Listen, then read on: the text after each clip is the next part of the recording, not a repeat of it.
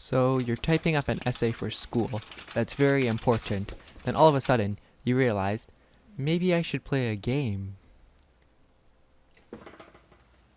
So you close your project without saving, oh well, and you load up Fortnite. So you move your keyboard and mouse out of the way for one that is slightly clickier, so that way, when the microphone picks it up, it sounds like you're actually using a gaming keyboard. So you grab your cheap headphones and sit down and then say, "What? The game looks like absolute garbage. And look at that frame rate." So, how can we make sure that this PC can actually play games? Well, I have some hardware here and some tips on how to make sure your PC is ready to play them. So you can game on, my friend. Now before you go out to buy your hardware, first I'd recommend checking out a program called GeForce Now, which is a program that allows you to stream your game from NVIDIA's direct server. Now, the one thing with this though is you need to have a very powerful internet connection, as if you don't, the game will have a very high latency, making it appear very laggy. Now when picking components for your computer, you gotta look out for two things. One is the actual size of your system, as you can't get something like a full-size GTX 1080 and expect it to fit inside something as small as the Dell I have here. So if you're in a situation like me, you'll have to look for something like a mini graphics card. The second thing to look out for is system compatibility. The first thing your computer needs is a PCI Express 16X slot, which looks a little something like this. The next thing you need to know is system specs, so that way you'll know if your computer is powerful enough to use the hardware that you want. So my Dell 3847 has a Core i5 4400, 8GB of DDR3 RAM, which should be more than enough for a graphics card. But the power supply I have, which is only a 300 watt, isn't enough, so I'll also be upgrading that.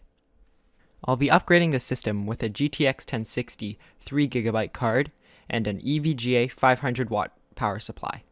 Alright, first, let's open up this graphics card.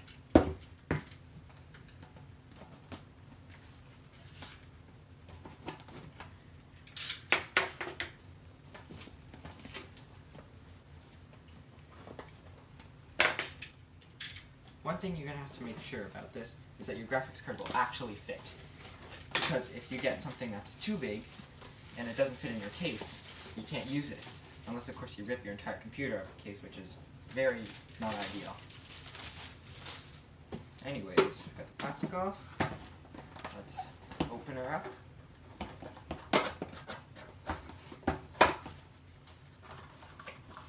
And leave it somewhere in here. Yep, here we go. This is the card.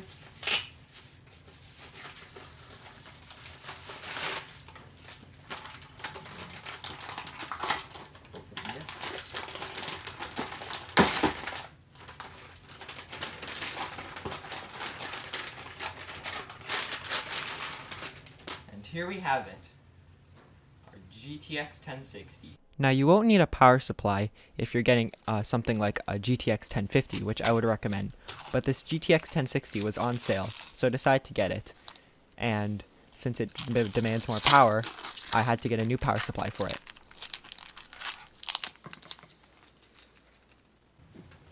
Next up, we have the power supply.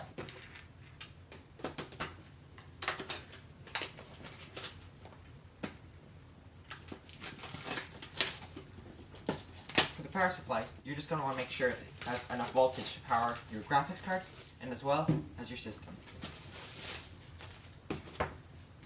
So my graphics card recommends at least a 400 watt power supply, so this one should be good enough, 500 watts.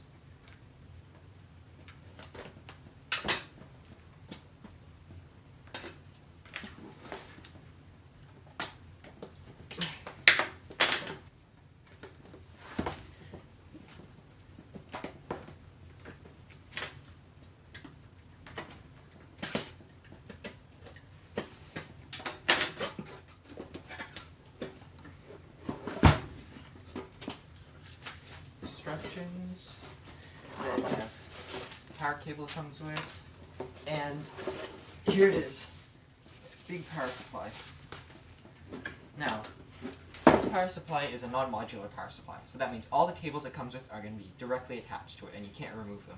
There's also semi-modular, where it only has the 24-pin power connector connected to it, and then there's fully modular, which has all the cables separate from the actual power supply.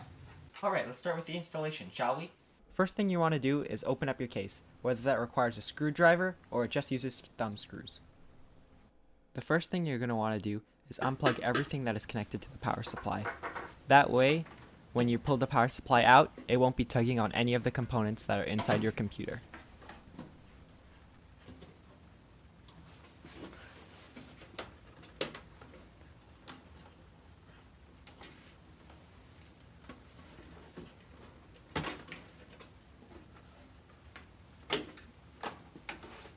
The next thing you're going to want to do is unscrew the power supply. This power supply, you're going to want to unscrew the 4 screws that surround it.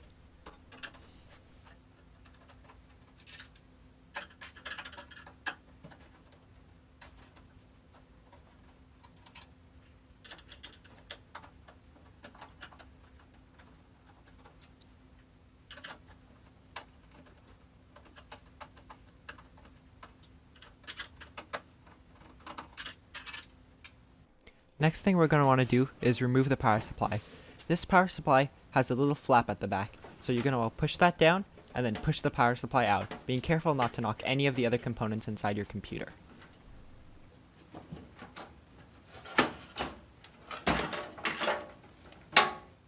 Now you may have noticed that the power supply that I have has a fan on it, and this is because it needs to cool itself. Now, you could point the fan in 2 directions. You could have the fan pointing up or pointing down. Since there's no hole for the fan pointing at the top, we'll have the fan pointing down to help cool the inside of the system.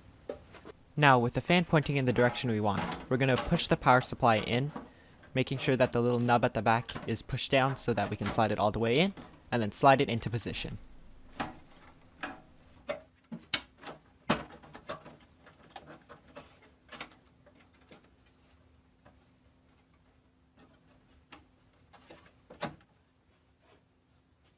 Now we're going to screw the power supply back into place, either using the screws that came with the PC case or the ones that come in the box.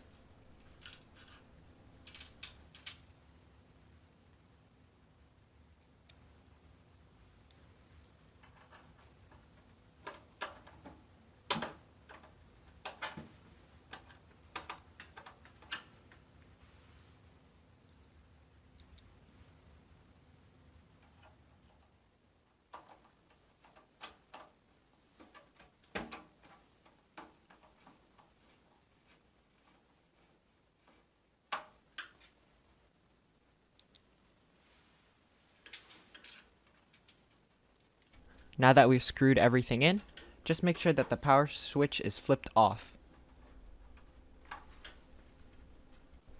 Now, we're going to undo this cable tie that keeps all of the power cables connected, and then connect each of the power cables to their respective location.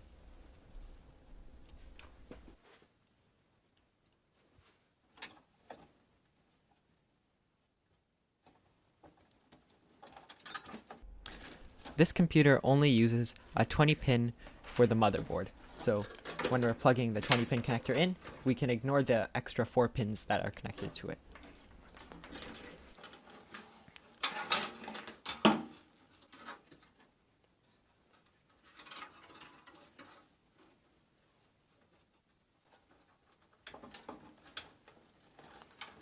This motherboard only uses a 4-pin connector for the CPU.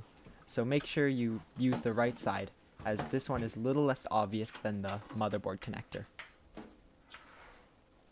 This motherboard uses the side with the square pin power connector.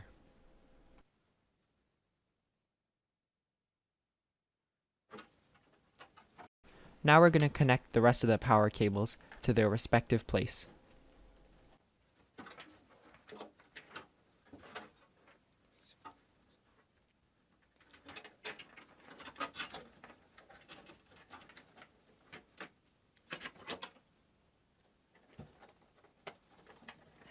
Now before we move on to the graphics card, we're going to install the SSD into the system. So we're going to pull out one of the drive trays, and we're going to use that to put the SSD into.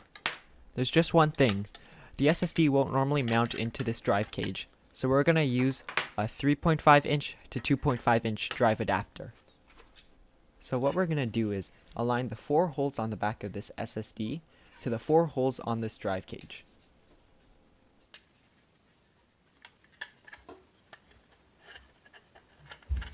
You're going to want to make sure that you can see the holes of the SSD through the holes of the drive cage. Now we're going to go get the screws that come with the drive cage and screw them in so that the SSD and the drive cage stay connected.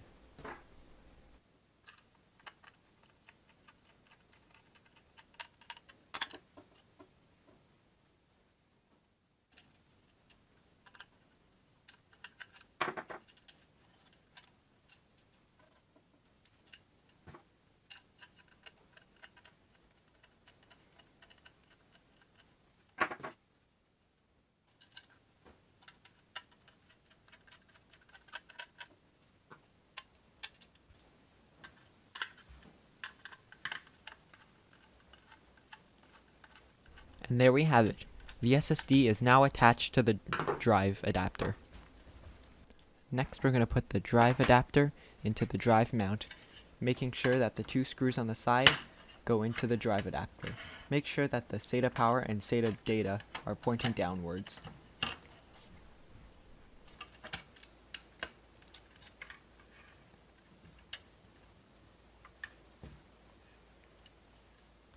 Now we're going to put the drive back into the drive cage and attach the SATA power and SATA data. Just make sure that you have an extra SATA cable if you wish to attach the SSD and keep the hard drive as well.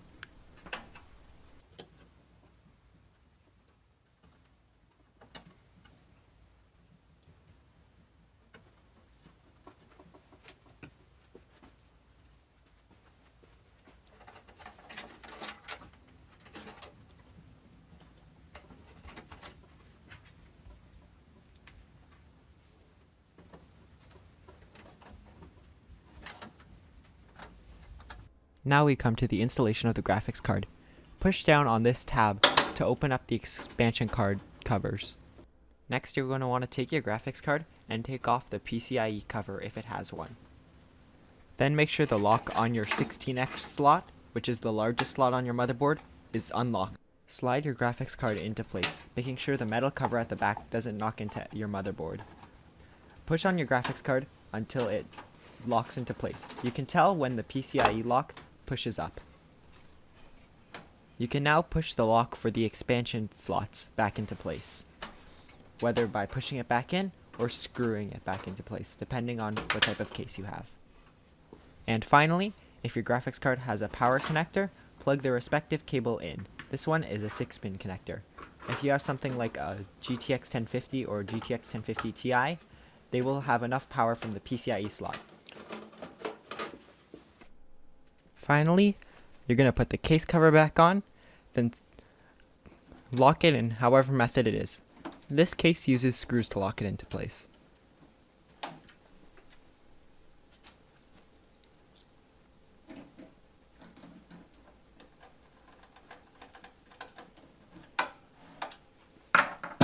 One thing I forgot to mention earlier is, if you need to, remove the covers for the expansion card slots in the location required. Now when you plug your monitor back in, you will no longer use the ports on your motherboard. You'll now use the ports on your graphics card. If your graphics card has any covers like mine does, simply remove the ones that you wish to use. I will just be using HDMI. Unfortunately, this video can only go up to 15 minutes, so I'm going to have to cut it short here. But don't worry, if you subscribe, you'll be able to catch up with part 2 of this episode. So, if you enjoyed this video, like, comment, and subscribe, as it really helps me out, and see you next time in part 2.